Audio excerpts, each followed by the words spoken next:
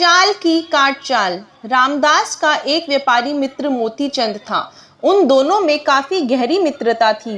एक दिन मोतीचंद को सपरिवार यात्रा पर किसी दूसरे शहर जाना पड़ा। उसने अपना सारा सामान रामदास के हवाले कर दिया और बेफिक्र होकर चला गया। यात्रा लंबी थी, इसलिए मोतीचंद को अपने शहर लौटने में 3 वर्ष लग गए।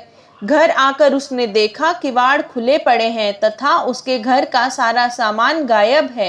यह देख उसने समझा कि उसके घर का सारा सामान रामदास अपने घर ले गया होगा। मोतीचंद रामदास के घर गया और उसका हाल पूछा। रामदास ने उसको कोई खास सम्मान नहीं दिया। फिर मोतीचंद ने उससे अपना माल असबाब मांगा। इस पर रामदास ने कहा, तुम मेरे यहाँ कौन सा माल असबाब रख गए थे जिसे अब मांगने आए हो? जिसके यहाँ रखा हो उसके जाकर मांगो। रामदास की यह उल्टी बात सुन मोतीचंद सिट पिटा कर बोला, मैंने अपना सारा सामान तुम्हें सौंपा था, इसलिए तुमसे मांगने आया हूँ। मजाक छोड़कर मेरा सामान जल्दी दे दो।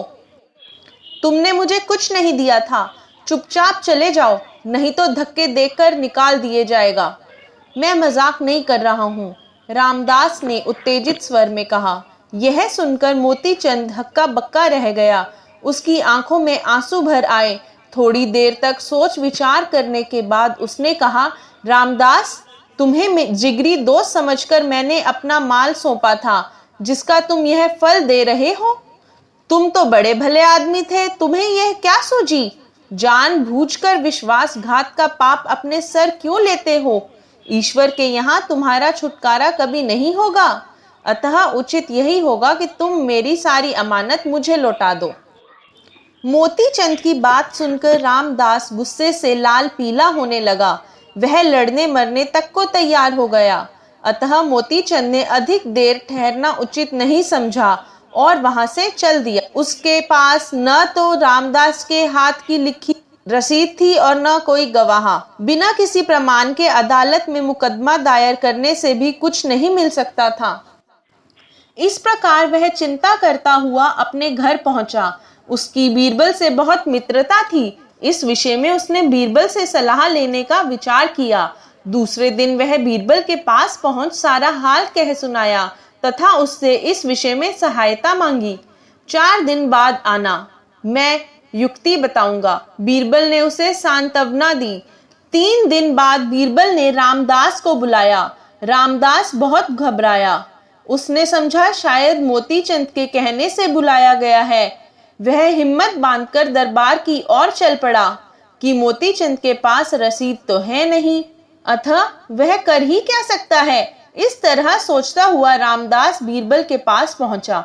बीरबल ने उसे आदर के साथ बैठाया और उसके साथ ऐसे ढंग से बातें करना शुरू किया जिससे यह मालूम न हो सके कि मोतीचंद के विषय में उसे मालूम है।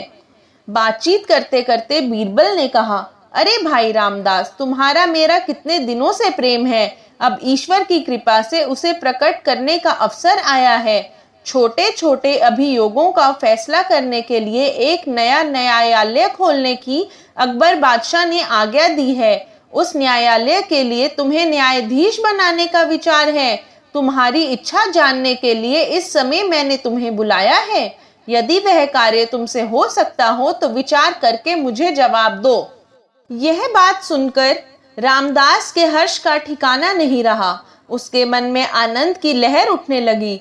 उसने खुश होकर कहा, दीवान साहब, इस काम के लिए आप मुझे योग्य समझ रहे हैं। यह मेरे लिए सम्मान व गौरव की बात है। इसमें सोचना क्या है। अच्छा, अब मैं मौका देकर अकबर बादशाह से तुम्हारे बारे में कहूंगा, बीरबल ने कहा। यह सुनकर रामदास वहां से चला गया। रास्ते में उसके मन में अनेक प्रकार के विचार उठते रहे। वह खुशी से आनंदित हुआ घर पहुंचा। इधर बीरबल ने उसके जाने के बाद मोतीचंद को बुलाकर कहा कि वह रामदास के यहाँ जाकर एक बार फिर अपनी धन संपत्ति वापस देने को कहे। बीरबल के कहने पर मोतीचंद प्रातःकाल रामदास के पास गया और अपनी धन संपत्ति वापस करने की फिर प्रार्थना की। रामदास ने पहले की तरह ही कहा, तुम्हारा मेरे पास है क्या जो तुम बार बार मांगते हो? यह सुनकर मोतीचंद बोला, भाई रामदास, जब तुम किसी प्रकार से नहीं समझ रहे हो तो मुझे अब हार कर दीवान जी से इसकी शिकायत करनी पड़ेगी। बीरबल से शिकायत करने की बात सुनते ही रामदास के होश उड़ गए।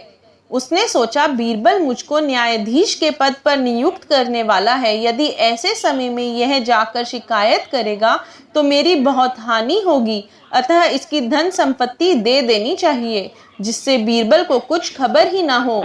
न्यायाधीश का पद पाने पर ऐसी जाने कितनी दौलत मेरे पास अपने आप आ जाएगी।